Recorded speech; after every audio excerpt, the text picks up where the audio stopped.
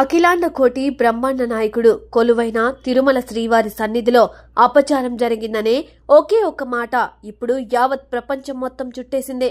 వెంకటేశ్వరుడి ప్రసాదంలో జంతువుల నూనె వాడటమా అని భక్తులు ముక్కున వేలేసుకుంటున్న పరిస్థితి. ఇదే విషయం ల్యాబ్లో టెస్ట్ చేయగా నిజమేనని తేలడంతో ఆ మాటలకు మరింత బలం చేకూరింది. దీంతో ఈ లడ్డు వివాదమైంది. మొత్తం ఇప్పుడు మీడియాలో, సోషల్ మీడియాలో ఎక్కడ చూసినా, ఎవరి నోట విన్నా ఇదే మాట.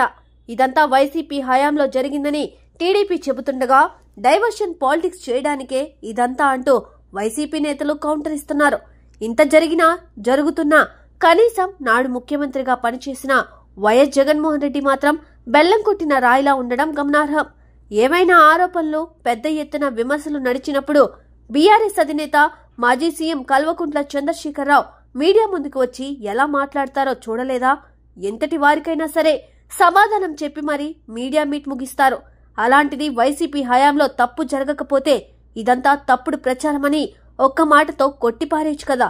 కొన్ని గంటలుగా ఇంత రాద్ధాంతం జరుగుతున్నా మౌనంగా ఉంటే దాన్ని ఎలా అర్థం చేసుకోవాలి? మౌనానికి అర్థం అంగీకారమేనా? వైసీపీ కార్యకర్తలు, నేతలు ఇదంతా అబద్ధమని చెప్పడం వేరు, నేరుగా మీడియా ముందుకు వచ్చి చెప్పడం వేరు. తప్పు చేయనప్పుడు భయం ఎందుకు? ఎంతో సహనశీలి మాజీ ఎమ్మెల్యే కేతిరెడ్డి లాంటి వారే ఇది సెన్సిటివ్ ఇష్యూ, జగన్ స్పందించి క్లారిటీ ఇస్తే బాగుంటుంది అని చెబుతున్న పరిస్థితి. అంతేకాదు, వీలైతే తిరుమల కొండకు వెళ్లి వెంకన్నను దర్శించుకుని ఆ తర్వాత క్లారిటీ ఇస్తే ఇంకా మంచిది అంటూ జగన్ రెడ్డికి వైసీపీ నేతలు, ముఖ్య కార్యకర్తలు గట్టిగానే డిమాండ్ చేస్తున్నారు. జగన్ మనసులో ఏముందో, ఏం చేస్తారో రియాక్ట్ అయ్యాక పరిస్థితి ఏంటి అనేది చూడాలి మరి.